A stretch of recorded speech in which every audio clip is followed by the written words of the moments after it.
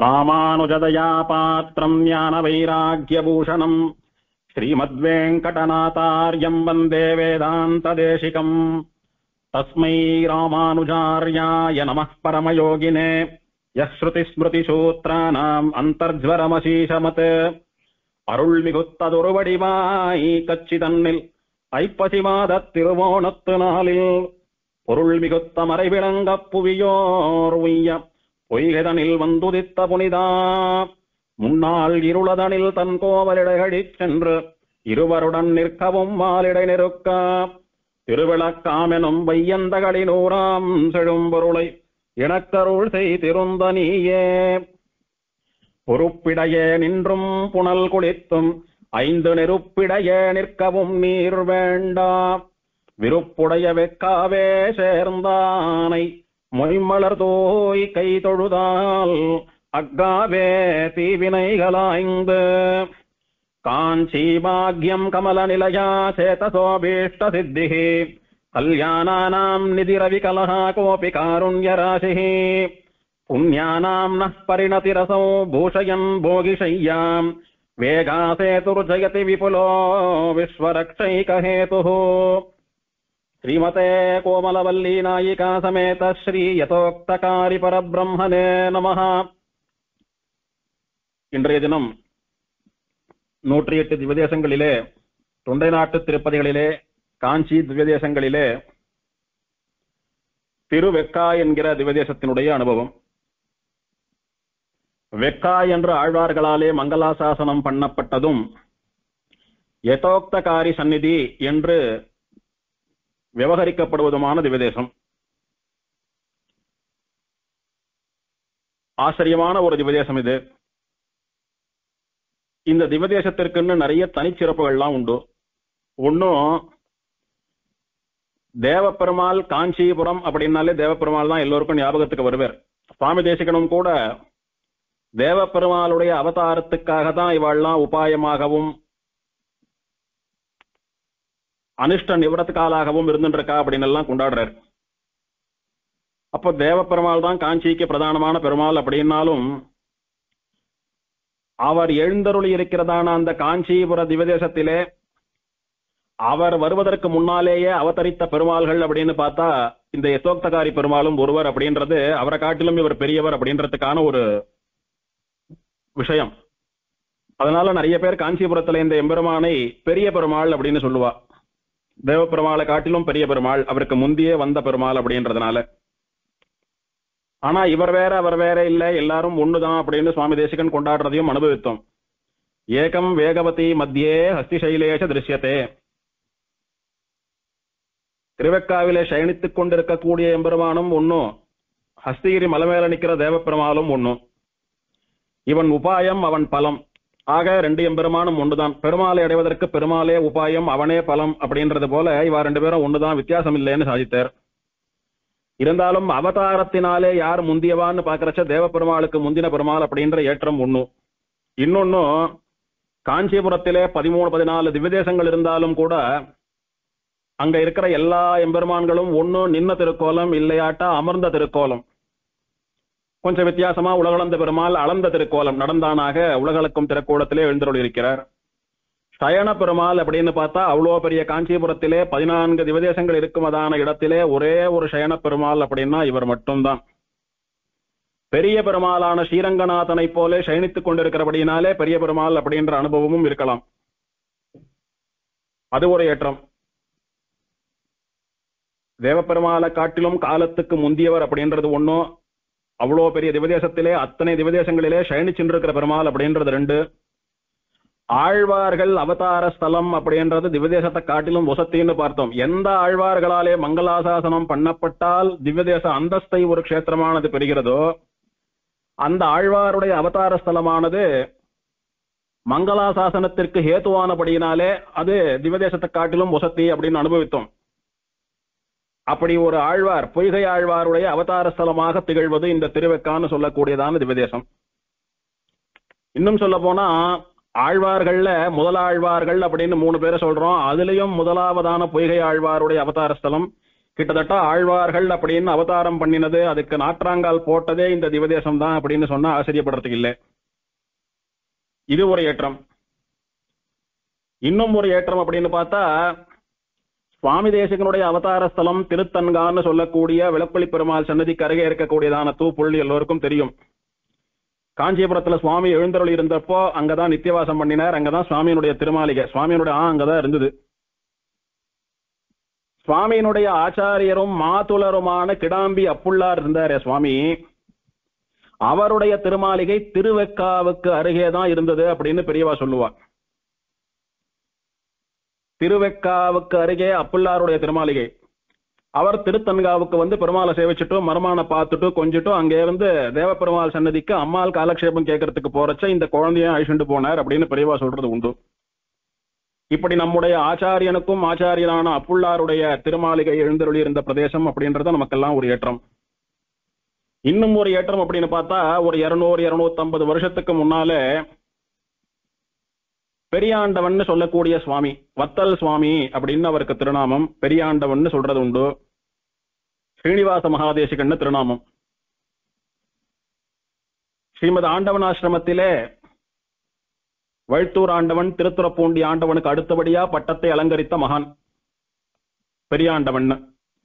அந்த பெரியாண்டவனுடைய சிஷ்யால் அப்படின்னா 2 சுவாமிகள்.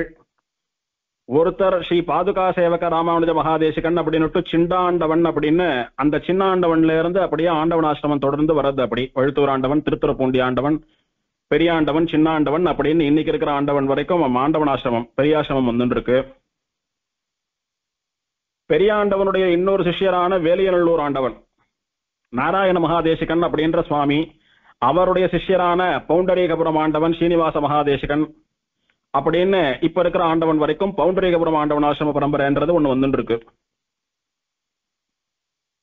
அப்படி அந்த ஆசிரமத்து பெரியவர்களுக்கெல்லாம் பூர்வாச்சாரியராக இருக்கக்கூடியவரான பெரியாண்டவன். இன்னொரு பக்கம் பார்த்தா காஞ்சிபுரத்திலே திருப்புட்குழி சுவாமி அப்படின்னு ரொம்ப பிரசித்தமான சுவாமி. தூப்புள் தேசிகன் தேவப்பெருமாளை மங்களாசாசனம் பண்ணக்கூடிய அந்த உற்சவத்தை ஏற்படுத்தி வைத்த சுவாமின்னு பார்த்தோமே, மகாமகோபாத்தியாய ஸ்ரீகிருஷ்ண தாத்தையாரிய மகாதேசிகன் திருநாமம். அந்த திருப்புக்குழி சுவாமிக்கு ஸ்ரீபாஷ்ய கீதா பாஷ்யம்னு சொல்லக்கூடிய வேதாந்த காலக்ஷேபத்தை அனுகிரகித்தவர் இந்த பெரியாண்டவன் சொல்லக்கூடிய ஆச்சாரியன் தான்.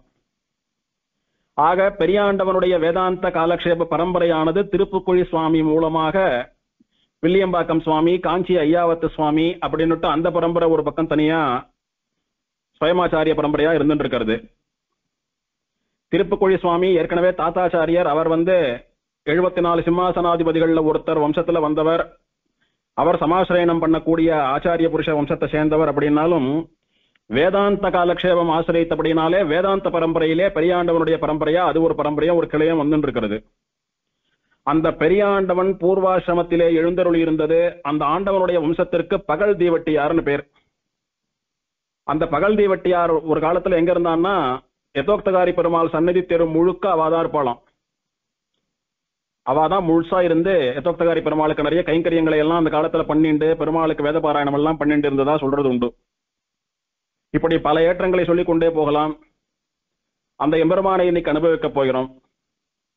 சுவாமி தேசிகனாலே வேகா சேது ஸ்தோத்திரம் என்கிற ஸ்தோத்திரத்தினாலே மங்களாசாசனம் பண்ணப்பட்ட பெருமாள். பல ஆச்சாரியர்கள் இருக்கிறார்கள். ஆனா சுவாமி தேசிகனுக்கே இருக்கக்கூடிய ஏற்றங்கள் அப்படின்றது நிறைய சொல்லிண்டே போகலாம். சுவாமி தேசிகனுக்கு முன்னாலும் சரி பின்னாலும் சரி இத்தனை ஆச்சாரியர்கள் இருக்க அவர் ஒருத்தருக்கு மட்டும் ஏன் இத்தனை ஏற்றம் அப்படின்னு ஒரு கேள்வியை கேட்டால் நிறைய சொல்லிட்டு போகலாம். காரணம் அதுல முக்கியமான ஒன்னும், ஆழ்வார்களைப் போலவே அர்ச்சாவதாரத்திலே வல்லவர் சுவாமி அப்படின்றதுதான் விஷயம். ஆழ்வார்கள் 12 சேர்ந்து பிரபந்தங்கள் பாடினா, சுவாமியும் ஆழ்வார்களைப் போலவே 24 பிரபந்தங்கள் பாடினார்னு அனுபவித்தோம். அது மட்டுமல்லாமல் தமிழ் என்ன, சம்ஸ்கிருதம் என்ன, மணிப்பிரவாளம் என்ன, பிராகிருதம் என்ன, இப்படி எத்தனையோ பாஷைகளிலே அர்ச்சாவதார எம்பெருமான்களை மங்களாசாசனம் பண்ணியிருக்கிறார் சுவாமி. அந்த மாதிரி ஒரு அர்ச்சாவதார எம்பெருமானை, ஒரு திவ்யதேசத்து எம்பெருமானை அனுபவித்து ஆராதித்து ஸ்தோத்திரம் பண்ணிய ஆச்சாரியர்கள் அப்படின்னு பார்த்தா பண்ணிருக்கா. கூரத்தாழ்வான் பண்றார், சுந்தரபாகுஸ்தவம் பண்றார், வரதராஜ ஸ்தவம் எல்லாம் பண்றார். அந்த மாதிரி ஒரு திவ்ய தேசத்து எம்பெருமான பர்டிகுலரா மங்களாசாசனம் பண்ணி அனுபவித்து ஸ்தோத்திரம் பண்ண ஆச்சாரியர்களும் உண்டு, இல்லைன்னு சொல்லல அடியன். ஆனா இவரளவுக்கு அத்தனை பண்ணினவா யாரும் கிடையாதுன்றதுதான் நிதர்சனமான உண்மை. திருவேங்கடமுடையான் விஷயமா தயாசதகம் என்ன, தேவநாதன் விஷயமா தேவநாயக பஞ்சாசத் முதலான கிரந்தங்கள் என்ன, காஞ்சிபுரத்திலேயே அஷ்டபுஜ பெருமாள் விஷயமான அஷ்டபுஜாஷ்டகம் என்ன, யதோக்தகாரி பெருமாள் விஷயமான இந்த வேகாசேது ஸ்தோத்திரம் என்ன, சிங்க பெருமாள் விஷயமாக காமாசிகாஷ்டகம் என்ன, தேவப்பெருமாள் விஷயமாக வரதராஜ பஞ்சாசத் என்ன, தீபப்பிரகாசன் விஷயமாக சரணாகதி தீபிகை என்ன, இப்படி அர்ச்சாவதாரத்திலே கலியனை போலே திகழ்கிறார் சுவாமி. திருமங்கையாழ்வார் எப்படி தேடி தேடி போய் எம்பெருமான்களை ஆற அனுபவித்து மங்களாதாசனம் பண்ணுவேரோ அந்த மாதிரி எழுந்தார் சுவாமி. கலியன் வளர்த்த மடக்கிளியானபடியாலும் கலியனுரை குடிகொண்ட கருத்துடையோனானபடியினாலும் அப்படி எழுந்தருளி இருந்தார் சுவாமி.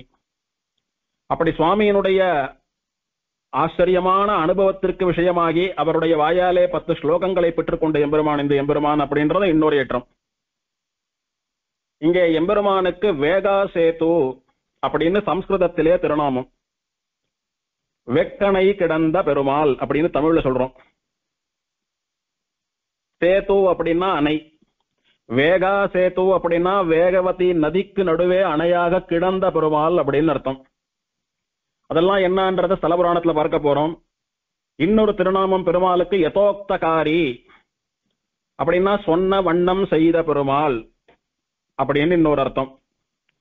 ஆக பெருமாளுக்கு வேகாசேது என்பதும் யதோக்தகாரி என்பதும் 2 திருநாமங்கள் இங்கே. மூலவருக்கும் உற்சவருக்கும் எல்லாருக்கும் ஒரே திருநாமம் தான் இங்கே. பெருமாள் புஜங்க சயனம், ஆதிசேஷன் மேல சயனித்துக் கொண்டிருக்கக்கூடியதான திருக்கோலம்.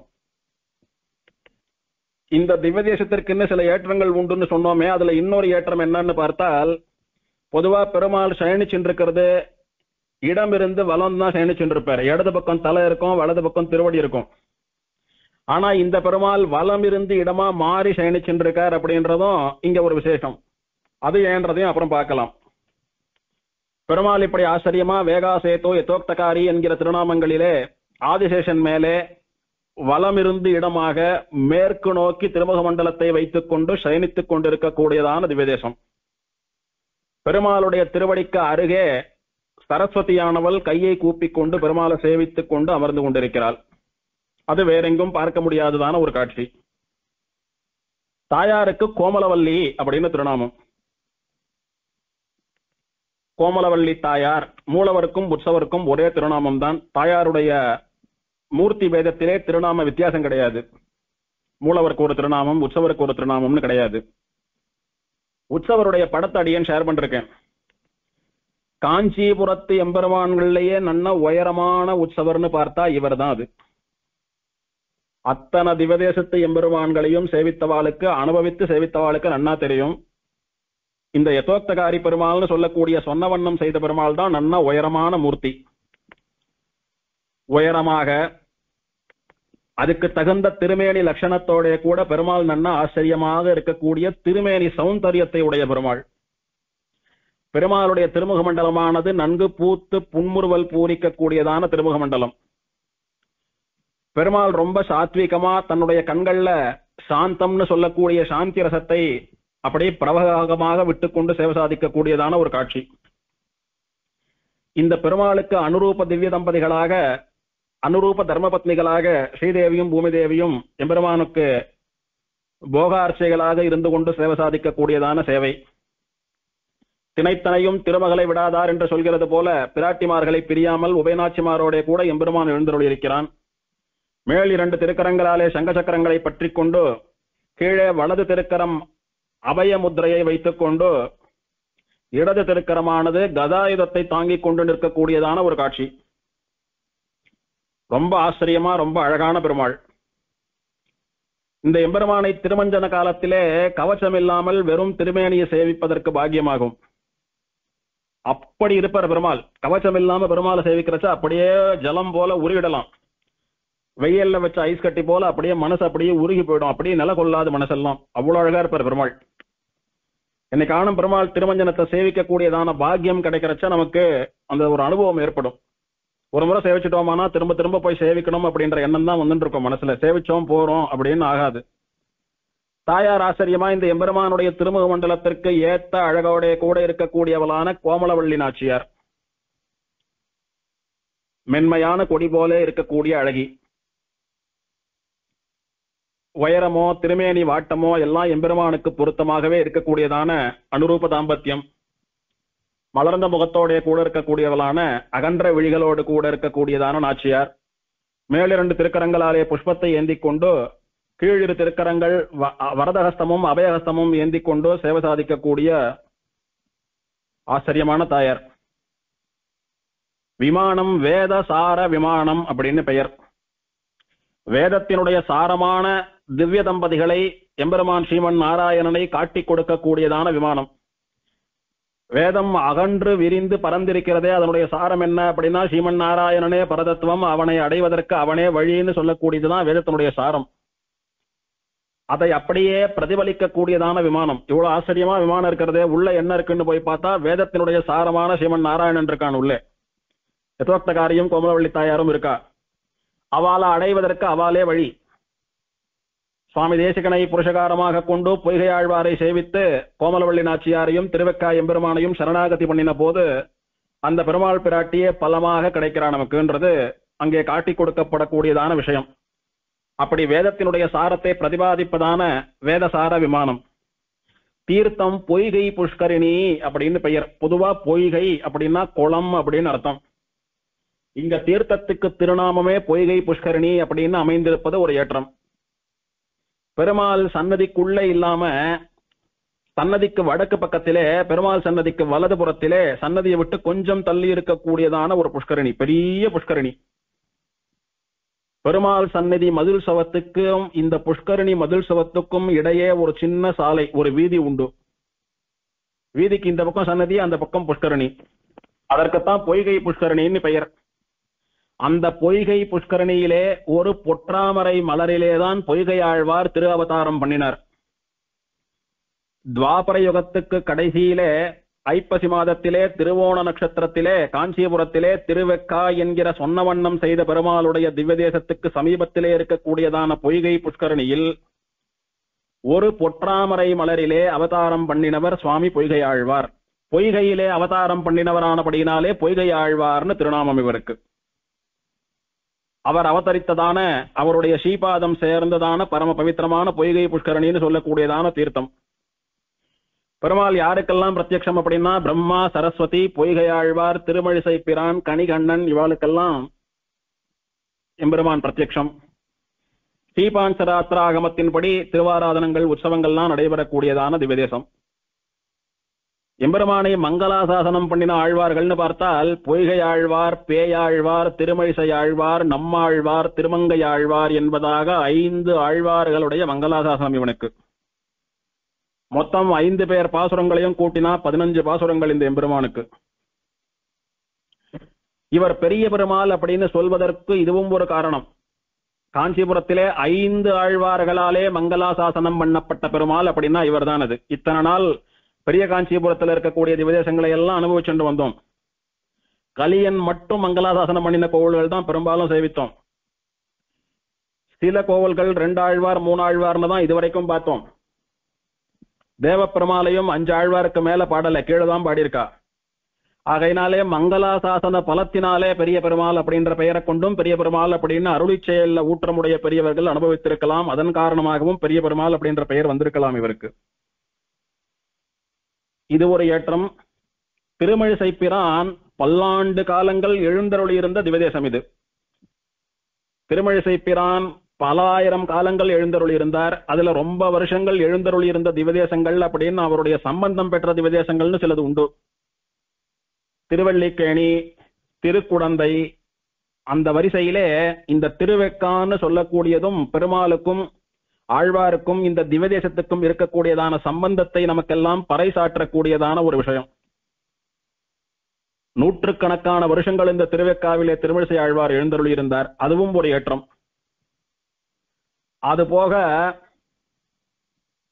பில்லலோகாச்சாரியர் என்ற சுவாமிக்கு ரொம்ப பிடிச்சமான திவதேசம். அவரும் இங்க பல காலம் தங்கி இருந்திருக்கார் அப்படின்னு சொல்றா.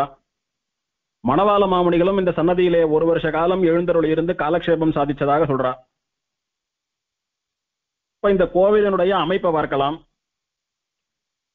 வேகவதி நதியினுடைய ஆவேசத்தை தடுப்பதற்காகத்தான் பெருமாள் அணையாப்படுத்துட்டான். அதனால வேகவதி நதி கரையில தான் பெருமாளுடையதான திவ்யதேசம் இது. ஆனா வேகவதியில இன்னைக்கு ஜலம் போலேன்றது ஒரு கஷ்டமான விஷயம், அதை விட்டுடலாம். ஆக வேகவதியினுடைய கரையிலே தீப பிரகாசன் எம்பெருமானுக்கும் தேவப்பெருமாளுக்கும் இடையிலே அஷ்டபுஜ பெருமாள் சன்னதிக்கு எதிரிலே பொய்கையாழ்வார் அவதரித்ததான பொய்கை புஷ்கரணியினுடைய கரையிலே இந்த எம்பெருமானுடைய ஆச்சரியமான ஒரு சோலை போன்ற திவ்யதேசம் அமைந்திருக்கிறது. ஆச்சரியமா ராஜகோபுரத்தோடு கூடின பெரிய சந்நிதி. ராஜகோபுரத்தை சேவிச்சுண்டு உள்ள நுழைஞ்சோமானா பெருமாளுடையதான துவஜஸ்தம்பம் கொடிமரம் அங்கே விழுந்து தண்டன் சமர்ப்பிச்சுண்டு இடது பக்கத்துல போறச்ச முதல்ல வரக்கூடியது ஆண்டாள் சந்நிதி. இங்கே ஆண்டாள் ரொம்ப ஆச்சரியமாக எழுந்தருள் இருப்பா. எப்படி இருப்பான்னா, நல்ல ஆஜானுபாகவா பெரிய திருமேனி ஆண்டாளுக்கு. பெருமாளுக்கு பெரிய பெருமாள்னு பேரோ இல்லையோ, அவருக்கு தகுந்த அனுரூபமான ஒரு வடிவத்தோட ஆண்டாள் இருக்கணும் அப்படின்னா இவ்வளவு பெரிய திருமேனி இருந்தாதான் சரியா இருக்கும்னு சொல்ற அளவுக்கு பெரிய திருமேனி ஆண்டாளுக்கு. இங்கே ஆண்டாளுடைய திருவாராதனம், ஆண்டாளுடைய வழிபாடு இதெல்லாம் ரொம்ப விசேஷமா நடக்கிறது.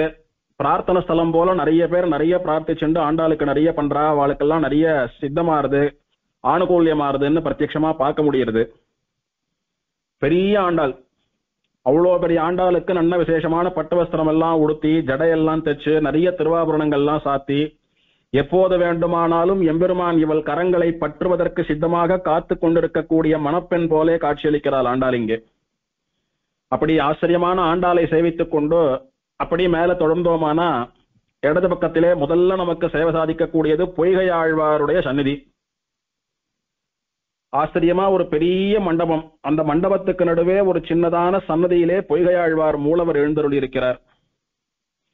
பாஞ்ச சந்நியாம்சமான பொய்கை ஆழ்வார் என்பதை உணர்த்துவதற்காக ஆழ்வாருக்கு பின்பக்கம் சவத்துல ஆச்சரியமா பாஞ்சஜன்யம்னு சொல்லக்கூடிய சங்க விரைஞ்சிருப்பா.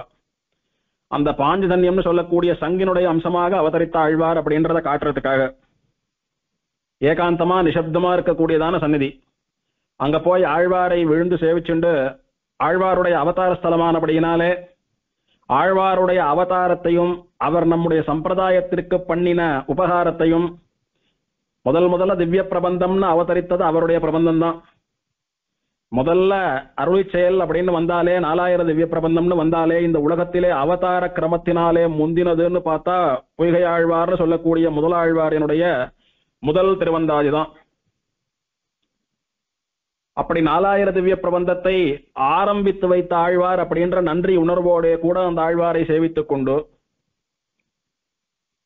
அவருக்கு பின்னாலே வந்த ஆழ்வார்கள் எல்லாம் அவரை போலவே நிறைய பாசுரங்களை எல்லாம் பாடி நிறைய திவதேசங்கள் எல்லாம் ஏற்படுத்தினா. மொத்தம் 4000 பாசுரங்கள் 108 திவதேசங்கள்னு சொல்றோம். எல்லாருக்கும் ஆதி மூலமாக ஆதி காரணமாக இருந்த ஆழ்வார் அவர். அந்த நன்றி உணர்வோடைய கூட சுவாமி தேசிகனுடையதான பிரபந்தசார பாசுரத்தை கொண்டு பிரம்மதந்திர சுதந்திர சுவாமியினுடைய திவ்ய சூரி சரிதத்திலே இருக்கக்கூடிய பொய்கை ஆழ்வார் விஷயமான தனியன்களையும் அனுசந்தித்துக் கொண்டு பொய்கை ஆழ்வாரை நன்னா சேவிச்சுண்டு அதுக்கு மேல அப்படி பிரதட்சணமா போனோமானா திருக்கல்வனூர் திருநிலா திங்கள் துண்டம் இந்த 2 திவ்யதேசத்து எம்பெருமான்களை சில பெரியவா கொஞ்ச காலத்துக்கு முன்னால வைஷ்ணவ சம்பிரதாய ரீதியா பாஞ்சராத்திராகமப்படி திருமண் காப்போடு கூட பிரதிஷ்டை பண்ணி நம்ம ஆச்சாரியால நம்ம அர்ச்சகால கொண்டு ஆராதனை பண்ணிட்டு வரா. அந்த கோவில்ல போய் அவளை சேவிக்க விருப்பம் இல்லாதவா போக முடியாதவா இங்க சேவிச்சுக்கலாம் அப்படின்னு சொல்லியிருந்த அடியேன். அவா 2 பேருடையதான சன்னதி. முதல்ல ஞானப்பிரான் சன்னதி, அப்புறம் நிலா திங்கள் துண்டத்தெம்பெருமான் சன்னதி. ஆக கல்வனூர் நிலா திங்கள் துண்டம்னு சொல்லக்கூடிய பின்னாலே எழுந்தருளியதான இந்த 2 சன்னதிகளையும் சேவித்துக் கொண்டு அப்படி தொடர்ந்தோமானா கொஞ்சம் முன்னாலே போனா பெருமாளுடையதான வேதசார விமானம் சேவை சாதிக்கிறது. சாட்சாத் விமானமாக பெருமாளே இருக்கிறபடினாலே அந்த விமானத்தையும் கூட கைகூப்பி கொண்டு அப்படி கீழே பார்த்தோமானா பச்சை பசேல்னு நல்ல ஒரு தோட்டம், நல்ல ஒரு தோப்ப போல இருக்கக்கூடியதான ஒரு திவதேசம். பாலைவனத்து ஜலத்தை சாட்டு இது ருச்சியா இல்லைன்னு உமிழ்ந்த சூரியனானவன் இந்த வெக்காவுக்கும் அருகிலே இருக்கக்கூடிய தன்காவுக்கும் வந்த உடனே தான் இதனுடைய ரசத்தை அப்படி பருகினானாம்.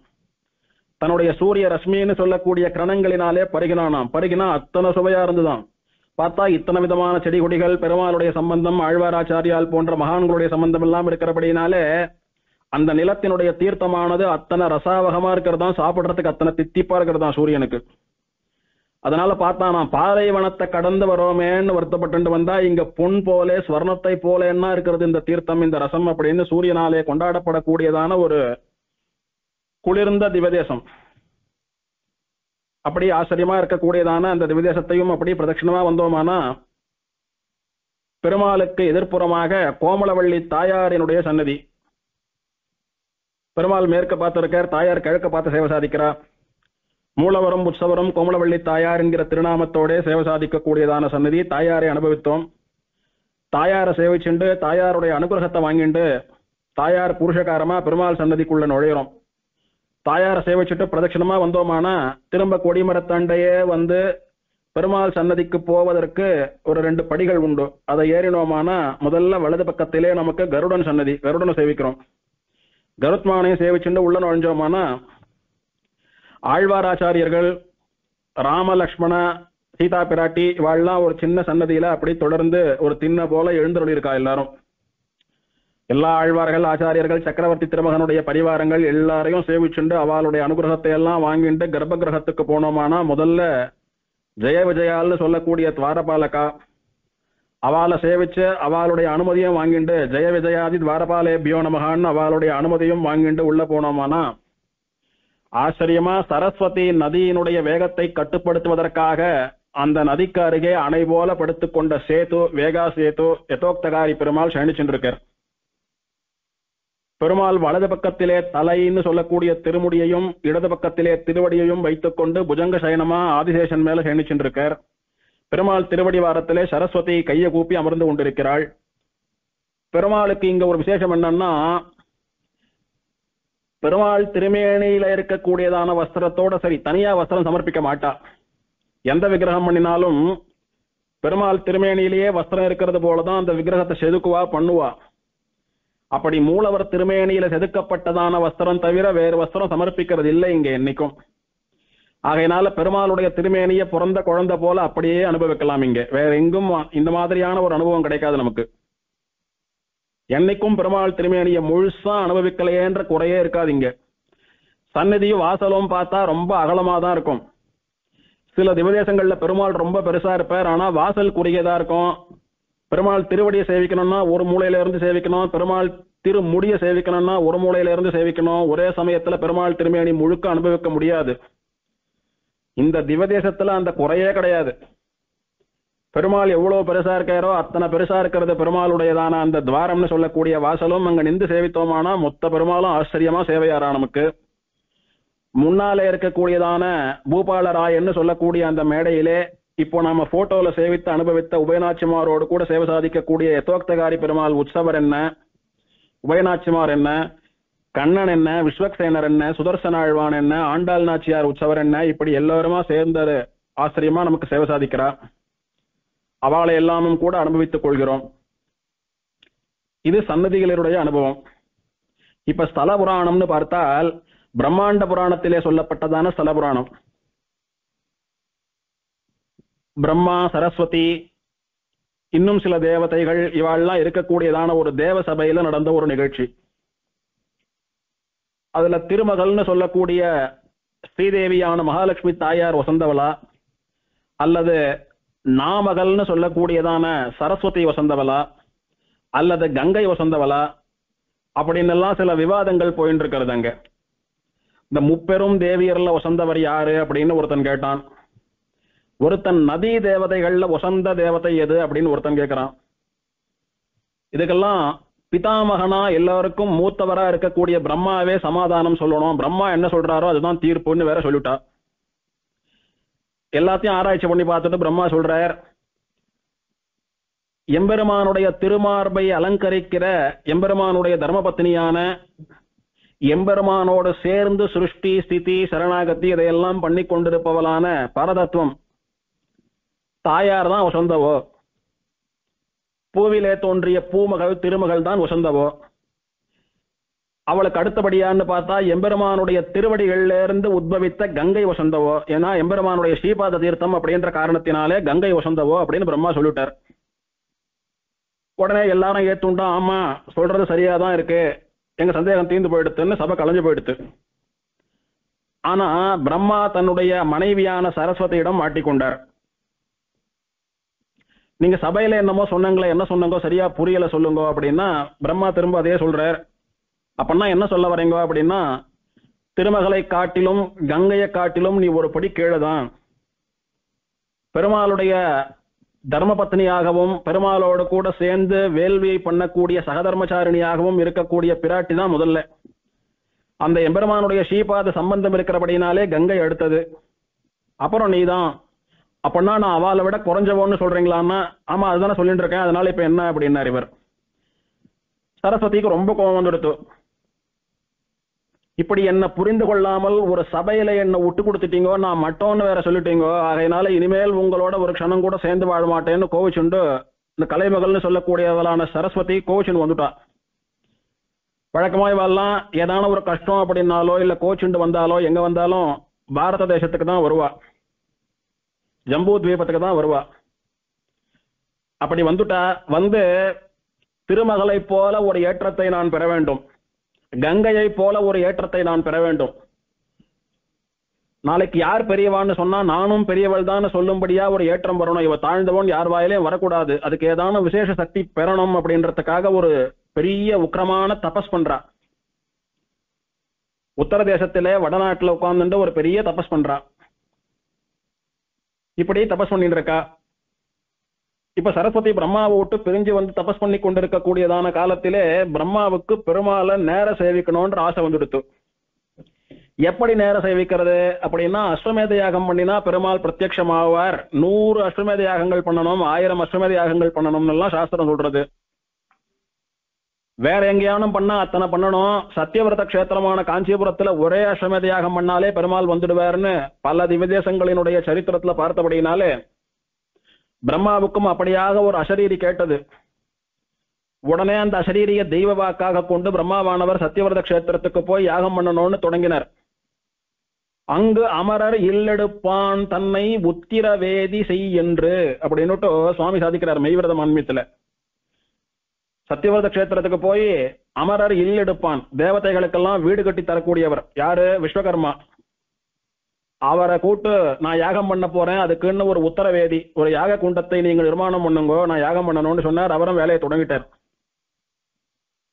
இப்போ தர்மபத்னி இல்லாமல் யாகம் பண்ண முடியாது புருஷனாலே. சகதர்மச்சரி தவன்னு இவன் பண்ணக்கூடிய தர்மங்களில் எல்லாம் கூடவே இருந்து அனுஷ்டிப்பவள் அப்படின்றதுனாலதான் அவளை சகதர்மச்சரிணி தர்ம பத்னின்னு சொல்றோம். ஆக பத்னி இல்லாமல் யாகம் பண்ண முடியாது. இவளா கோச்சுண்டு போய் தபஸ் பண்ணிட்டு இருக்கா, அவளை போய் அழிச்சுட்டு வரணும். உடனே என்ன பண்ணார், அவருடைய குமாரர், சரஸ்வதிக்கும் பிரம்மாவுக்கும் பிறந்த குமாரர் வசிஷ்ட மகரிஷி, அவரை கூட்டு உங்க அம்மா அங்க தபஸ் பண்ணிட்டு இருக்கா, அப்பா யாகம் பண்ண போறாளாம், கூட இருந்து உபகாரம் பண்ணணுமா, உங்களை அழிச்சுட்டு வர சொன்னா வாங்கோன்னு போய் அழிச்சுட்டு வாப்போ. நாழி ஆயிண்டே இருக்கிறது, சீக்கிரம் போய் உடனே சுருக்க அழிச்சுட்டு வா. அப்படி நாழி ஆயிண்டே போயிடுத்தனா நாள் கடந்து போகும் அப்படின்னு சொல்றார். இந்த சுவாமி ஆச்சரியமா மெய்விரத மான்மியத்துல காட்டி கொடுக்கிறார். காமங்கள் பல கொண்ட வேதம் கொண்டு கைதவமே செய்வார்க்கு காணகெல்லா பூமங்கை கேள்வனை நான் கண்டுபோற்ற புண்ணியத்தில் நிகரில்லா விரதம் பூண்டேன். இதெல்லாம் வசிஷ்டரிடத்திலே பிரம்மா சொல்லக்கூடியதான வசனம். நானும் எத்தனையோ ஆசாபாசங்களுக்கு கட்டுப்பட்டு பாவகர்மா புண்ணிய கர்மான்னு சம்சாரிகளை போல எதையோ பண்ணி வச்சிருக்கேன். என்னால கூட சகஜமா பூமங்கை கேள்வன் லக்ஷ்மி நாராயணன் சொல்லக்கூடிய ஸ்ரீமன் நாராயணனை நினைச்ச மாத்திரத்தை சேவிச்சிட முடியாது. ஏன்னா நானும் நிறைய கர்மாவெல்லாம் பண்ணியிருக்கேன், அதனால என்னால் கூட நேரம் சேவிக்க முடியாது. சரி சேவிச்சாகணும்ன்ற ஆசை, என்ன பண்றதுன்னு பார்த்தா புண்ணியத்தில் நிகரில்லா விரதம் பூண்டேன். ஒப்பில்லாததான ரொம்ப வசந்த அஸ்வமேத யாகம் பண்ணணும்னு ஒரு சங்கல்பம் வச்சுட்டேன். அதை பண்ணணும், ஆமடியா கூட இல்ல, இல்லாம பண்றதுக்கு இல்ல. சாமங்கள் கழிவதன் முன் ரெண்டு பேரும் பேசிட்டே இருந்தோமானா முதல் ஜாமம், ரெண்டாம் ஜாமம், மூணாம் ஜாமம், ராத்திரி பொழுது போய் பகல் பொழுது வந்துடும், நாள் போயிட்டே இருக்கும். ஆகையினாலே சாமங்கள் கழிவதன் முன், நாழி அப்படி ஆயின்றிருக்கிறதுக்கு முன்னால ஷடக்கென போய் ரொம்ப வேகமா போய் தன் ஆற்றில் தனியிருந்து தவம் செய்கின்ற நாமங்கை வந்திட நீ அழைப்பாய். சரஸ்வதி நதியினுடைய கரையிலே உட்கார்ந்துட்டு தவம் பண்ணிட்டு இருக்கா. தன் ஆறு, சரஸ்வதினு சொல்லக்கூடிய இவர் பெயரிலே ஓடக்கூடியதான ஆறு, இவளே அங்க சரஸ்வதி நதியா ஓடுறா. அவள் பெயர்ல ஓடக்கூடிய ஆத்தினுடைய கரையில அவ தனியா இருந்து தவம் பண்ணிட்டு இருக்கா நாமங்கை சரஸ்வதி. அவளை யாகம் பண்றதுக்காக அப்பா அழிச்சுட்டு வர சொன்னார், வாமான்னு நீ சொல்லி அழிச்சுட்டு வரணும் அப்படின்னு பிரம்மாவானவர் தன்னுடைய குமாரனிடத்திலே தெரிவிக்கிறார் என்று நன்மகனை நான் முகன்தான் நவீன்றிட்டானே சொன்னான். வசிஷ்டர் போனார், அம்மா அப்பா யாகம் பண்றாளாம், உன்னை அழிச்சுட்டு வர சொன்னா வரணும்னு சேவிச்சு பிரார்த்திச்சார்.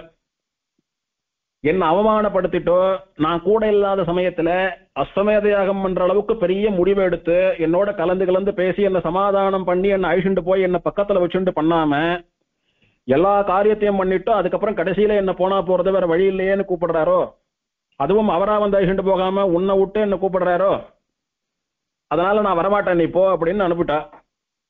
இவர் வந்து அப்பா அம்மா வரல அப்படின்னு கையை பசஞ்சுட்டு நின்னார். சரி பிரம்மா பார்த்தார், சரி தர்மபத்னி மூத்தவ இல்லைன்னா என்ன இளையாலோடு பண்ணலாம்னு ரெண்டாவது தர்மபத்னியோட சேர்ந்து யாகம் பண்ணலாம்னு தொடங்கிட்டார். யாக காரியத்தெல்லாம் தொடங்கிட்டார். ராட்சசால் அசுரால் எல்லாம் பார்த்தா பிரம்மா யாகம் பண்ணி நமக்கு ஏதாவது விபரீதம் வந்துட போறது, அதனால இவர் யாகத்தையே நாம நடக்க விடாத பண்ணணும்னு யார் தபஸ் பண்ணாலும் யார் யாகம் பண்ணாலும் பயப்படக்கூடியவா அசுரர்கள்லாம். நமக்கு ஏதாவது வேட்டு வந்துட போறதுன்னு எப்படியாவது நிறுத்தணும்னு எப்படி நிறுத்தலாம்னு யோசிச்சு பார்த்தப்போ சரஸ்வதியை பிரிஞ்சு யாகம் பண்றார். சரஸ்வதி கோபத்துல இருக்கா, ஆனா இப்போதைக்கு சரஸ்வதியை போய் பிடிச்சிருந்தாதான் அவன் மூலமா தான் காரியம் கேடும் அப்படின்னு என்ன பண்ணினா நல்ல பிராமணாலாட்டமா வேஷம் போட்டு சரஸ்வதி நதி கரைக்கு போனான். தபஸ் பண்ணிட்டு இருக்கிற சரஸ்வதி கிட்டக்க போய் உத்தமமான பிராமண வேஷத்துல இருக்கக்கூடிய அசுரால் எல்லாம் பேச ஆரம்பிக்கிறா. அம்மா தாயே, உன்னுடைய அனுகிரகம் இல்லைன்னா யாரும் படிக்க முடியாது, நீ நாக்கில் உட்கார்ந்து இருக்கிறதுனாலதான் நாங்க எல்லாம் நன்னா படிக்கிறோம், ஞானம் இருக்கிறது, அது எதுன்னு 1008 ஸ்தோத்திரம் சொல்லி அவளை அப்படி இப்படி புகழ்ந்து, பிராமணர்களே நீங்கெல்லாம் வந்து என்ன இத்தனை தூரம் ஸ்தோத்திரம் பண்ணது சந்தோஷம், உங்களுக்கு என்ன பண்ணணும்னு எதிர்பார்க்கறங்கன்னு அவ கேட்க, ஒன்னும் இல்லம்மா நாங்க நியாயத்தை கேட்கலான்னு வந்தோம். முதல் பத்னி தர்ம பத்னி நீங்க இருக்கிறச்ச உங்களை விட்டுட்டு இளையாளோடு கூட பிரம்மா யாகம் பண்றாராமே, அது சாஸ்திரப்படி சரியில்லையே, அது என்னன்னு கேட்டு உங்களுக்கான மரியாதையை நீங்க தக்க வச்சுக்கணும்னு சொல்லிட்டு போறதுக்கு வந்தோம், வேற ஒன்னும் வேண்டாமா அப்படின்னு ஒரு வேஷம் போட்டா. உடனே இவ நான் வரலன்னா அவர் என்னண்ட வந்து சமாதானப்படுத்தி நல்லபடியா யாகத்தை நடத்தி வைக்கணும், நீ வான் அழிச்சுட்டு போவார்னு பார்த்தா இந்த மாதிரி என்ன வந்து புறக்கணிச்சுட்டோ என்ன அவாய்ட் பண்ணிட்டு இருக்காரு அவர். அதனால அவருக்கு தகுந்த பாடத்தை கற்பிக்க வேணும், நான் இல்லாம எதுவும் நடக்காதுன்னு அவருக்கு தெரியப்படுத்த வேணும். அது ஏன் இது ஏன் அவருடைய யாகத்தை அழிச்சுட்டா போறது அப்படின்னு அத்தனை உக்ரத்தோட அத்தனை ஆவேசத்தோட பொங்கி எழுந்தாள். ரொம்ப சாந்த ஸ்வரூபினியா ஏதாவது ஒரு விசேஷ சக்தியை பெற வேணும் என்பதற்காக கோரமான தபஸ் பண்ணிட்டு இருந்தவோ ரொம்ப ஆவேசத்தோடு கூட ரொம்ப ரஜோகுணத்தோடு கூட பொங்கி எழறா. அப்படியே அவள் சரஸ்வதின்ற பெயரோட ஓடக்கூடிய நதி தானே, அவளே காஞ்சிபுரத்திலே எந்த திசையிலிருந்து இந்த ஜலமானது அதி வேகமா வந்தா பிரம்மா பண்ணக்கூடிய யாகம் யாக குண்டம் பிரம்மா எல்லாம் அடிச்சுட்டு போவாலும் அந்த மாதிரி திசையில இருந்து வரணும்னு பார்த்தா. அப்படி காஞ்சிபுரத்திற்கு மேற்கு திசையில இருந்து இவள் உத்பவிக்கிறாள், ஆவிர்வவிக்கிறாள். வேகமா வந்த நதியானபடியினாலே வேகவத்தின்னே பெயர் வந்துடுத்து இவளுக்கு. இதே சரித்திரம் இன்னும் 2-3 கஷேத்திரங்கள்லயும் சொல்லப்படுறது. ஆனால் அது ஆழ்வாருடைய மங்களாசாசனத்தை பெறவில்லை என்பதாலே திவதேச பட்டியல்ல வரல. எதுன்னு பார்த்தா குடியாத்தம் அருகே இருக்கக்கூடியதான பள்ளிகொண்டான்னு சொல்லக்கூடியதான ஒரு கஷேத்திரம். அங்கே ரங்கநாதரா பெருமாள் சேனிச்சுட்டு இருக்கார். அங்கேயும் இதே விருத்தாந்தம் தான் சொல்றா. அப்படி வேகமா வரா, பெருமாள் முதல்ல அங்க அணையா படுத்துட்டார், அப்புறம் இப்படி வளைஞ்சு வரா, நடுவுல திருப்பார்கடல்னு சொல்லக்கூடியதான ஒரு கஷேத்திரம். அந்த கஷேத்திரத்திலையும் பெருமாள் சயனிச்சுக்கிறார். அப்புறம் இந்த பக்கமா இடது பக்கமா மாறி வரா. அதுக்கப்புறம் திரும்ப காஞ்சிபுரத்துக்கு அருகே மூணாவதா இப்ப இருக்கக்கூடிய யதோக்தகாரி பெருமாளா வரான்னு கூட சொல்றது உண்டு. அப்படி அவ என்ன வேகத்துல வரா தெரியுமா? ஒரு க்ஷணம் இந்த க்ஷணம் இங்க இருக்கா, அடுத்த க்ஷணம் அங்க இருக்கா. இங்க இருந்து அங்க போறதுக்கு 2 மணி நேரம் ஆகும் நமக்கெல்லாம். ஆனா அவ இந்த க்ஷணம் இங்க இருக்கா, அந்த க்ஷணம் அங்க இருக்கா, அத்தனை வேகமா போறா. வேகவத்தின்ற பெயருக்கு ஏத்த மாதிரி ஓடுறா. அவள் என்ன வேகத்துல வரான்றத சுவாமி அப்படியே மெய்விரத மான்மியத்திலே படம் பிடிச்சு காட்டுறார்.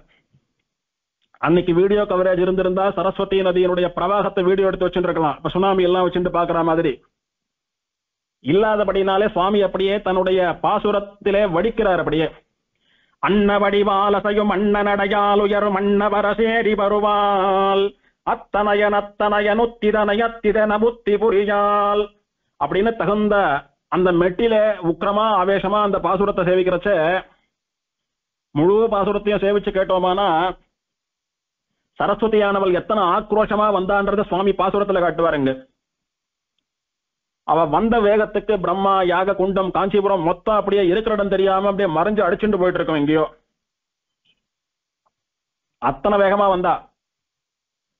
பிரம்மாவானவன் பார்த்தான், எம்பெருமானே தமஸ்ரூபமா இருட்டா வந்து இந்த யாகத்தை தடங்கல் பண்ணினா, உன்னை சரணாகதி பண்ணின, நீ ஜோதிஷாம் ஜோதிகின்னுட்டு பிரகாசமான ஸ்வயம் பிரகாசமான தீப பிரகாசனா எழுந்தருளி யாகத்தை நிர்விக்னமா நடத்தி வச்ச, நிம்மதியா யாகம் பண்ணலான்னு பார்த்தா இப்போ இப்படி ஆக்ரோஷமான வெள்ளமா வந்துருக்காலே, திரும்பவும் வேற வழி இல்லாம உன்னை சரணாகதி பண்றேன், அப்பா நீதான் காப்பாத்தணும்னு சரணாகதி பண்ணினான் பிரம்மா. இந்த நதியினுடைய ஆக்ரோஷத்தை ஆவேசத்தை குறைத்து அடக்கி, இந்த நதியாலே என்னுடைய யாகசாலைக்கு ஒரு குறைவும் இல்லாதபடிக்கு நீ ரட்சிக்க வேணும்னு பிரார்த்திச்சான். உடனே பெருமாள் பார்த்தார், வேகமா வந்துட்டு இருக்கிற நதியை எப்படி தடுக்கிறது, அணை போட்டுதான் தடுக்கணும், தானே அணையாப்படுத்துட்டார். இந்த முறை அவள் இப்படியும் அப்படியும் நகர முடியாத அளவுக்கு அப்படியே ஒரு ஸ்திரமான பெரிய அணையாப்படுத்துட்டார். வந்த வேகத்துல பெருமாள் அப்படியே அங்க பிரம்மாண்டமா அணை போல சயனிச்சுட்டு இருக்கிறத பார்த்த சரஸ்வதி ஒரு தீர்மானமான முடிவு கொண்டுட்டா. இதுக்கு மேல நம்மளுடைய காரியம் பெருமாள் இடத்திலே ஈடுபடாது, பிரம்மாவை எப்படியான ரட்சித்து பிரம்மாவினுடைய யாகத்தை நல்லபடியா நடத்தி கொடுக்கணும்னு பெருமாள் தீர்மானமா முடிவு பண்ணிட்டார் போல் இருக்கு. அதனால பிரம்மாவுக்கு எத்தனை இடையூறு பண்ணினாலும் உடனே பெருமாள் வந்துடுறார். பெருமாளை பகச்சுண்டு நாம ஒன்னும் பண்ணிட முடியாதுன்ற ஒரு நிலைக்கு வந்து நதியா பிரவகித்து வந்த சரஸ்வதி தன்னுடைய நிஜமான ஸ்வரூபத்திற்கு சரஸ்வதி என்கிற ஒரு பெண் தேவதையா மாறிட்டா. மாறி அணையா படுத்த பெருமாள் திருவடியில கையை கூப்பி நமஸ்காரம் பண்ணி, சுவாமி என்ன மன்னிச்சுடுங்கோ, உங்களை எதிர்த்து இனிமேல் நான் எந்த இடைஞ்சலும் பண்ண மாட்டேன், உங்களுடைய அடியவலா உங்களுடைய திருவடி வாரத்திலே ஒடுங்கி உங்களை அனுபவித்துக் கொண்டிருக்கிறேன்னு கையை கூப்பி சரணாகதி பண்ணிட்டா. அப்படி வேகமா வந்து அது இல்லையோ, பெருமாள் நடுவுல திடீர்னு அணையா படுத்துட்டார். இப்ப வேகமா வந்துட்டு இருக்கிற ஜலம் அணையில மோதி அடுத்த பக்கத்துல வரத்துக்கு லேசா அந்த அணையனுடைய மதக திறந்து விட்டு இருந்தாலானா கீழே விழுந்துரும், வேற பக்கத்துக்கு வந்துடும், அப்ஸ்ட்ரீம் சைட்ல இருந்து டவுன் ஸ்ட்ரீம் சைடுக்கு வந்துடும் ஜலம். அப்படி வரல என்ன ஆகும், வந்த வேகத்துல அணையில மோதி அங்கேயே சுழண்டு அங்கேயே ஒரு குட்டை போல தேங்கி நிக்குமோ இல்லையோ, அந்த மாதிரி சரஸ்வதி நதி வேகவதியா வந்தவோ பெருமாள் அணையா படுத்துட்டதுனால அதுக்கு மேல போக முடியாம அங்கேயே சுழண்டு நின்னுட்டாலாம் ஒரு இடத்துல. அந்த இடத்துக்கு குண்ட தீர்த்தம் அப்படின்னு சொல்றா. குண்டம் போல, குண்டம் அப்படின்னா யாக குண்டத்துக்கு அருகே இருக்கக்கூடியதான ஒரு குட்டை போன்ற தீர்த்தம், அங்க குண்ட தீர்த்தமா மாறிட்டாலாம். எந்த யாகம் நடக்கக்கூடாதுன்னு நான் தடங்களா இருந்தேனோ, அந்த யாகம் பண்ணக்கூடிய பிரம்மாவோ அல்லது வேற யாரானுமோ, பிரம்மாவுக்கு உபகாரமா இருக்கக்கூடிய மற்ற ரித்விக்குகளோ, வேதபாராயணம் பண்ணக்கூடியவாளோ, இவாள்லாம் மூழ்கி தீர்த்தமாடி அனுஷ்டானம் பண்றதுக்கு நான் சகாயமா இருக்கேன் அப்படின்னு ஒரு பக்கம் வேகவதியின் நதியாகவும், வேகத்தை கட்டுப்படுத்தி கொண்டு மிதமான வேகத்திலே போகக்கூடிய வேகவதி நதியா ஒரு பக்கமும், மூழ்கி ஸ்நானம் பண்றதுக்குரிய சின்ன குட்டை போல ஒரு குளமா ஒரு பக்கமும் சரஸ்வதியானவள் அமைந்து அர்ச்சாவதாரமா பெருமாள் எழுந்தருளின போது அவர் திருவடியிலே கைகூப்பிய பெண் வடிவத்திலேயும் இருந்தாள் அவள். இப்படி வேகமா வந்த வேகவதி நதிக்கு நடுவே அணையாக படுத்துக் கொண்ட பெருமாள், அதனால வேக அணை பெருமாள். வேகவதி நதிக்கு நடுவே படுத்துக்கொண்ட சேத்து வேகா சேத்து அப்படின்னு இந்த எம்பெருமானுக்கு திருநாமம்.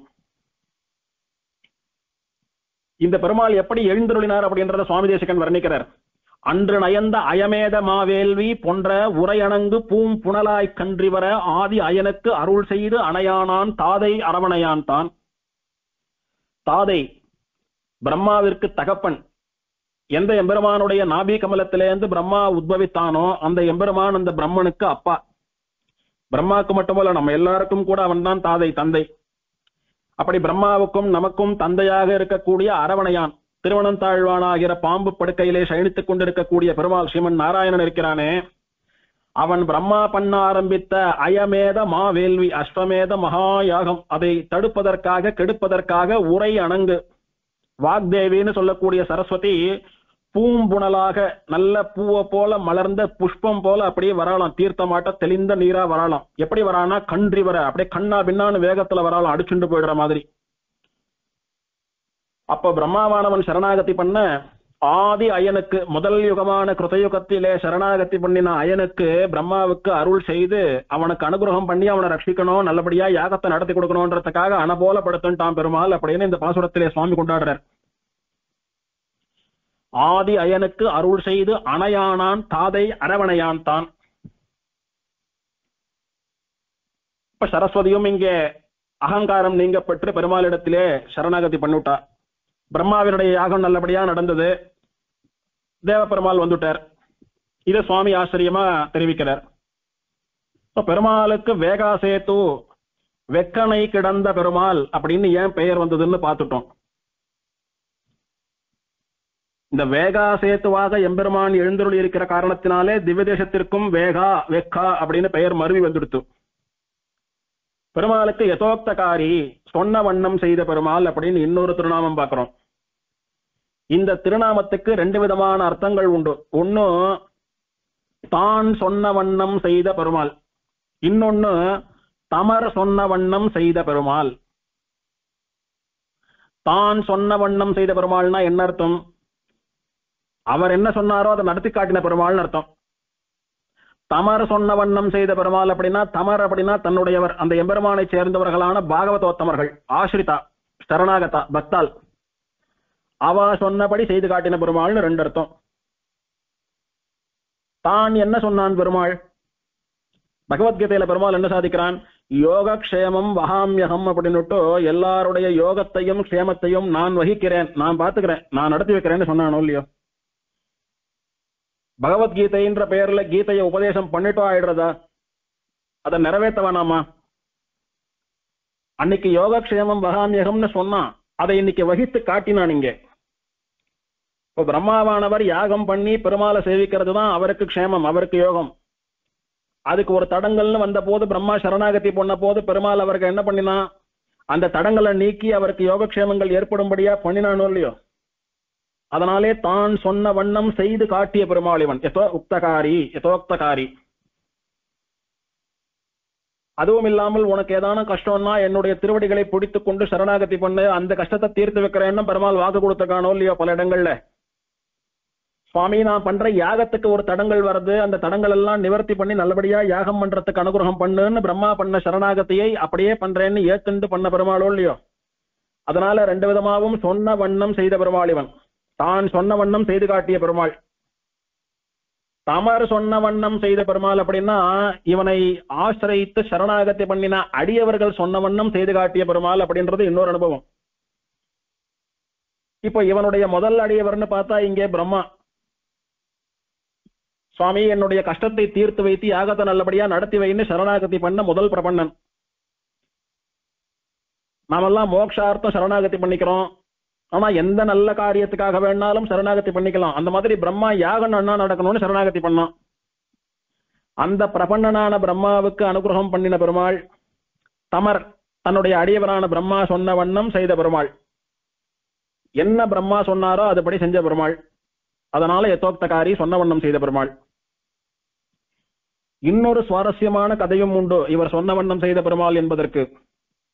அதை பின்னாடி பார்க்க போறோம். இப்போ இந்த பெருமாள் வேகவதி நதிக்கு நடுவுல மட்டும்தான் அணையா படுத்துட்டு இருக்காரா அப்படின்னு நினைச்சுக்காதுங்க அப்படின்னு சுவாமி தேசிகன் சொல்றார்.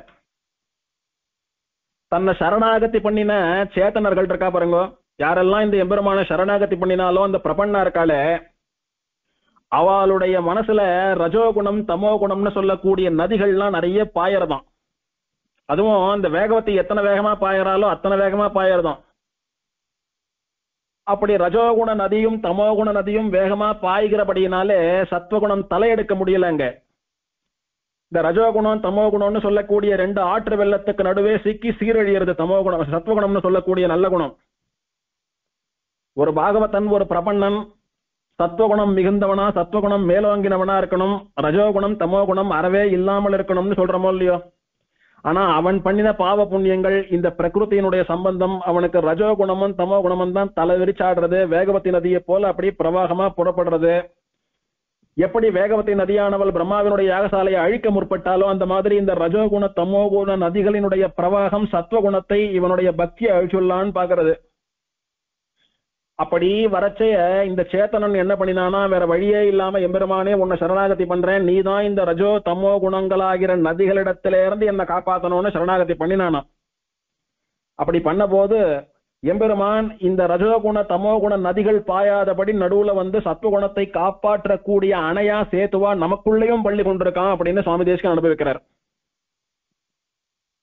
ஜயதி ஜெகதேக சேது வேகவதி மத்திய லக்ஷிதோ தேவஹ பிரஷயதி யஹ் பிரஜானாம் பிரதிதான் சம்சார ஜலதி கல்லோலான் அப்படின்னு அனுபவிக்கிறார்.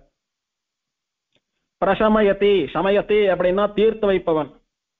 பிரஜைகளினுடைய உள்ளத்திலே ஓடுவதான தமோகுண ரஜோகுண நதிகளை எல்லாம் சமணம் பண்ணி தீர்த்து வைத்து சத்துவகுணம் தலையெடுக்கும்படியாக செய்யக்கூடிய பெருமாள். அப்படி சத்துவகுணம் தலையெடுத்துடுத்துன்னா எம்பெருமானை அனுபவிப்பதோ பக்தி பண்ணுவதோ பிரபத்தி பண்ணுவதோ ரொம்ப சுலபமா போயிடுறது அவனுக்கு.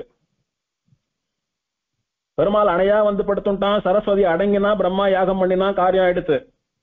அந்த மாதிரி நம்ம மனசுலயும் ரஜோகுண தமோகுண நதிகளை அடக்கக்கூடிய பெருமாள் அணையா படுக்கணும், நாம பக்தியோ பிரபத்தியோ பண்ணணும், பெருமாள் அடையணும், காரியம் ஆகணும். அப்படி ரஜோகுண தமோகுண நதிகளினுடைய வெள்ளத்தையும் கட்டுப்படுத்தும் அணையாக படுத்துக் கொண்டிருக்கக்கூடிய பெருமாள்னு சுவாமி தேசிகன் அனுபவிக்கிறார். சம்சார கடல் அப்படி வந்து மோதர்தான் நம்மள.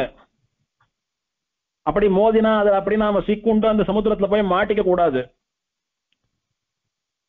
அப்போ குறுக்க வந்து அணையா இந்த பெருமாள் படுத்துக்கிறானாம். படுத்துட்டானா அந்த அணை மேல வந்து மோதக்கூடிய சம்சார ஜலமானது மோதினாலும் பின்வாங்கி தோத்து பின்னாடி சமுத்திரத்துக்கே போய் சேர்ந்துடுறது. திரும்ப இந்த கரையில இருக்கக்கூடிய ஜீவனம் ஒன்றும் பண்றதில்லை. ஆகையினாலே ஆழ்வார் மங்களாசாசனம் பண்ணபடிக்கு எப்பாலைக்கும் சேமத்ததேன்னு எல்லோருக்கும் க்ஷேமத்தை தரக்கூடிய ஒரு அணையாக பெருமாள் சயனித்துக் கொண்டிருக்கிறான். சேத்தனர்கள்னு சொல்லக்கூடிய சரணாகத்தர்களுடைய மனசிலே சத்துவகுணம்னு சொல்லக்கூடிய அணையாக இருக்கிறான் இந்த பெருமாள்னு சுவாமி தேசிகன் அனுபவிக்கிறார். இதே சுவாமி தேசிகன் யாதவாபியுதய காவியத்தில் ஆச்சரியமாக அனுபவிச்சார்.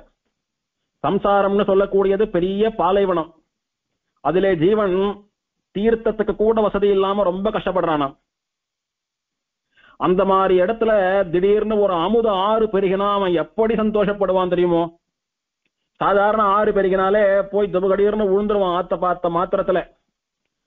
உடம்புல இருக்கக்கூடிய உஷ்ணம் எல்லாம் தீரும்படியா நன்னா களைப்பு தீர தீர்த்தமாடுவான். ரொம்ப நேரம் மூழ்கி தீர்த்தமாடுவான். நன்னா தாகத்துக்கு நிறைய தீர்த்தம் சாப்பிடுவான். திருமேனி அப்படி உடம்ப அப்படி நன்னா குளிர வச்சுப்பான். ஆனா வெறும் ஜலம் இல்ல, அமுத ஆறு பெருகித்துன்னு வச்சுக்கோங்க, எப்படி சந்தோஷப்பட்டு அனுபவிப்பான். அந்த மாதிரி சம்சாரம்னு சொல்லக்கூடிய பாலைவனத்திலே இந்த ஜீவன் ரொம்ப கஷ்டப்பட்டு இருக்கான். நிம்மதின்றதே இல்லை அவனுக்கு. பக்தி பண்ணக்கூடிய ஒரு மனோ நிலையே கிடையாது அவனுக்கு. அப்போ பாலைவனம் போல இருக்கக்கூடிய அவனுடைய சரீரத்திலே அவனுடைய மனசிலே அமுத வெள்ளம் போலே பக்தின்னு சொல்லக்கூடிய ஒரு ஆறு உற்பத்தி ஆயிடுத்துன்னு வச்சுக்கோங்க. அவனுடைய கஷ்டங்கள் எல்லாம் தீர்ந்து போயிடாதா? அவனை சுத்தி மொய்ச்சுன்னு இருக்கிற வினைகள் எல்லாம் பறந்து ஓடிடாதா? அந்த பக்தின்னு சொல்லக்கூடிய அமுத ரசத்தை பருகி அவன் அப்படியே மோட்சத்துக்கு போயிட மாட்டானா? ஆகையினாலே சம்சாரமாகிற பாலைவனத்திலிருந்து ஜீவனை கரை சேர்ப்பது எதுன்னா பக்தின்னு சொல்லக்கூடிய அமிர்த நதின்றார் சுவாமி. சம்சாரம் அருகாந்தாரே பரிஷ்டாந்தஸ்ய தேகினஹா त्वत् பக்தியமிருத வாகின்யாம் ஆதிஷ்டம் அவகாகனம் அப்படின்னுட்டு யாதவாபியுதயத்துல சுவாமி சாதிக்கிறார்.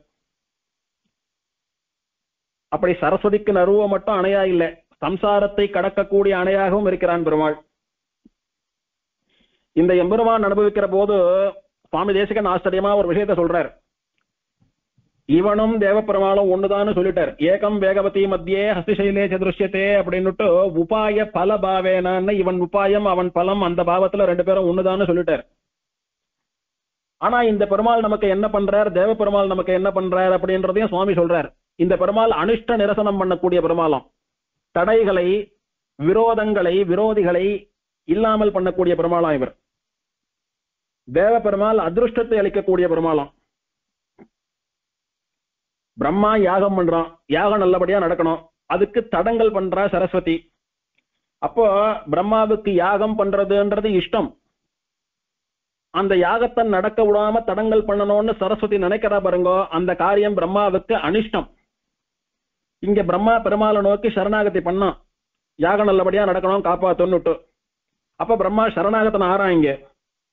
அவனுடைய அனிஷ்டம் என்ன, சரஸ்வதியினாலே வந்த தடங்கள். அதை நிரசனம் பண்ணின பெருமாள் இவன். அணையாப்படுத்துட்டான், சரஸ்வதி அடங்கினா, அவளுடைய கர்ப்பபங்கம் ஆயிடுத்து, பிரம்மா யாகம் பண்ணினா, பிரம்மாவுக்கு பலன் கிடைச்சிடுத்து. அப்படி அடியவர்களுடைய தடையை போக்கக்கூடிய பெருமாளாயவன். அடியவர்களுக்கு பிடிக்காத, அவர்களுக்கு நல்லது தராத ஏதான ஒன்னாவா கிட்ட விரோதமா இருக்கும்னா அதை இல்லாமல் பண்ணக்கூடிய பெருமாளானவன். தேவ பெருமாள் என்ன பண்றான் அப்படின்னா அதிருஷ்டத்தை கொடுக்கறான் பெருமாள். அதிருஷ்டம் அப்படின்னா நல்ல லக்க கொடுக்கிற பெருமாள். யாருக்கு எது லாபமோ அதை கொடுக்கிற பெருமாள் அப்படின்னு ஒரு அர்த்தம். இன்னொரு அர்த்தம் திருஷ்டம் அப்படின்னா கண்ணுக்கு தெரியக்கூடிய பலன், அதிருஷ்டம் அப்படின்னா கண்ணுக்கு தெரியாத பலன். உனக்கு ஜென்மாவே இல்லைன்னு சொன்னா அந்த பலனை கண்ணால பார்க்க முடியுமோ? மோட்சம் தான் உனக்கு பலன் அப்படின்னா ஸ்ரீவைகுண்ட லோகத்தை இங்க இருந்து கண்ணால பார்க்க முடியுமோ? அப்படி எதெல்லாம் கண்ணால பார்க்க முடியாததாக ஒரு கால விசேஷத்திலே அடையக்கூடியதாக இருக்கிறதோ அதுக்கெல்லாம் அதிருஷ்டம்னு பெயர். அந்த அதிருஷ்டத்தை அளிக்கக்கூடிய பெருமாள் தேவ பெருமாளாம். நம்ம சரணாகதி பண்றோமே மோட்சம் வேணும்னுட்டு அதுக்கு நிறைய பெயர் சொல்றோம் சாஸ்திரத்துல. சரணாகதி, பிரபத்தி, நியாசம், சந்நியாசம், உபாயானுஷ்டானம் அப்படின்னு எல்லாம் பல பேர் சொல்றோமே. அதுல அதிருஷ்டார்த்தம் அப்படின்னு ஒண்ணு. அதிருஷ்டார்த்தம் அப்படின்னா அதிருஷ்டமான பலனுக்காக பண்ணக்கூடிய உபாயம்னு அர்த்தம். கண்ணுக்கு தெரியாத பலனுக்காக பண்ணக்கூடிய உபாயம் அப்படின்னு அதிருஷ்டார்த்தம்னு சரணாகதிக்கு பிரபத்திக்கு பெயர். அதிருஷ்டத்தை அளிக்கக்கூடியவனானபடினாலே தான் தேவப்பெருமாளிடத்திலே அதிருஷ்டார்த்தம்னு சொல்லக்கூடிய சரணாகத்தியே பண்ணார் சுவாமி தேசிகன். இந்த வேகாசேத்து எம்பெருமானிடத்துல ஸ்தோத்திரம் பண்ணார். ஆனா ஸ்தோத்திரம் முழுக்க நன்னா அனுபவிச்சு பாருங்க. பிரம்மாவினுடைய கஷ்டத்தை எப்படி நிவர்த்தி பண்ணினான், ஜீவர்களுடைய கஷ்டத்தை அனிஷ்டத்தை எப்படி நிரசனம் பண்றான் அப்படின்னு எல்லாம் தான் அனுபவிச்சுட்டு வர்றார். ஆனா யார் அந்த மோட்சத்தை பிரசாதிக்கக்கூடிய பெருமாள் அப்படின்னு பாக்குறச்ச இவனே அஸ்திசைலத்தின் மேல தேவ பெருமாளா நிக்கிறானே, அந்த இடத்துல அதிருஷ்டார்த்தம் அப்படின்னுட்டு அந்த பிரபத்தியை அனுஷ்டிப்பவர்களுக்கு மோட்சம் தரான் அப்படின்னுட்டு அனுபவிக்கிறார். அதனால அதிருஷ்டத்தை தரக்கூடிய பெருமாள் என்பதனாலோ என்னவோ சுவாமி தேசிகன் அவனிடத்திலே சரணாகதி பண்ணினார். அத்திகிரி அருளாளருக்கு அடைக்கலம் நான் புகுந்தேனே அப்படின்னுட்டு. இந்த எம்பெருமான் அவதாரம் பண்ணினது காஞ்சிபுரத்தினுடைய பாக்கியம்னு கொண்டாடுறார் சுவாமி. ஆச்சரியமா இந்த வேகாசேத்து ஸ்தோத்திரத்தினுடைய 9வது ஸ்லோகத்தில காஞ்சி பாக்கியம் கமல நிலையான்னு சொல்லக்கூடிய ஸ்லோகம். இந்த ஸ்லோகத்தை இந்த யதோக்தகாரி பெருமாளுடைய தியான ஸ்லோகமா பெரியவாள்லாம் கொண்டாடுறா. யதோக்தகாரி எம்பெருமான அப்படியே கண் முன்னால கொண்டு வந்து தியானம் பண்ணணும், அவனுடைய பெருமைகள் எல்லாம் ஒரு ஸ்லோகத்திலே அனுசந்தானம் பண்ணணும்னா சுவாமி தேசிகனுடைய கிரந்தத்தில் இருக்கக்கூடியதான ஒரு ஸ்லோகம் இந்த தியான ஸ்லோகம் அப்படின்னு அனுபவிக்கிறா. அதுல முதல்ல ஆரம்பிக்கிறச்சே காஞ்சி பாக்கியம் அப்படின்றார். காஞ்சிபுரத்தினுடைய நல்வினை பயனாக அவதரித்த பெருமாளாம் இவர். யார் என்ன சங்கடம், என்ன கஷ்டம், என்ன தடங்கள்னு வந்து சேவித்தாலும் எல்லோருடைய கஷ்டத்தையும் போக்கி அவளுக்கு நல்லது ஏற்படுறதுக்கு அனுகிரகம் பண்ணக்கூடிய பெருமாளோ இல்லையோ, அதனால எல்லோருடையதான பாக்கியம் இவன். இந்த காஞ்சி பாக்கியம் அப்படின்ற வார்த்தைக்கு நாளைக்கு பார்க்க போற ஒரு ஆழ்வார் சரித்திரத்துல இருக்கக்கூடியதான ஒரு கதையையும் பார்த்தா இன்னும் நன்னா புரியும். இவன் தான் காஞ்சியினுடைய பாக்கியம். இவன் காஞ்சிபுரத்துல இருந்தா காஞ்சிபுரம் க்ஷேமமா இருக்கும். காஞ்சிபுரத்தை விட்டு புறப்பட்டானா காஞ்சிபுரம் இருட்டாய் போடும், காஞ்சிபுரமே சூன்யமா போடும். அதை ஆழ்வார் சரித்திரத்துல பார்க்க போறோம். எப்படி எல்லாம் சுவாமி தேசிகன் ஒரு வார்த்தையில ஒரு பெரிய கடலை கொண்டு புகுத்துறார் பாருங்க. காஞ்சி பாக்கியம் கமல நிலையா சேதசோ அபீஷ்ட சித்திஹி கல்யாணானாம் நிதிர் அவிகலஹா கோபி காருண்ய ராசிஹி புண்ணியானாம் ந பரிணரிதேசௌ பூஷயன் போகிஷய்யாம் வேகாசேதுர் ஜெயதி விபுலோ விஸ்வரக்ஷைக ஹேதுஹு. விஸ்வரக்ஷைக ஹேதுஹு அண்ட சராசரங்கள்னு சொல்லக்கூடிய மொத்த விஸ்வத்துக்கும் இவன் ஒருவனே அணை, இவன் ஒருவனே சேது. யாருக்கு எந்த தடங்கள் அப்படின்னாலும் யாருக்கு எந்த அனிஷ்டம் அப்படின்னாலும் அதை நிவர்த்தி பண்ணக்கூடிய ஒரே சேது, விஸ்வத்துக்கே ஒரே சேது, விஸ்வத்தையே ரட்சிக்கக்கூடிய ஒரே சேது இவன் தான் அப்படின்னு இந்த பெருமாளினுடைய பெருமை, இவன் அவதரித்த திவதேசத்தினுடைய மகிமை, இவன் அவதரித்த க்ஷேத்திரத்திற்கு இவன் பாக்கியமாக அமைந்திருப்பது, பிராட்டியினுடைய சம்பந்தம், இவன் சேதனர்களுக்கு பண்ணக்கூடியதான உபகாரம், இவன் கருணை கடல் போல படுத்துக் கொண்டிருக்கிறான்னு சொல்லக்கூடிய பெருமாளுடைய திருமேனி வர்ணனை,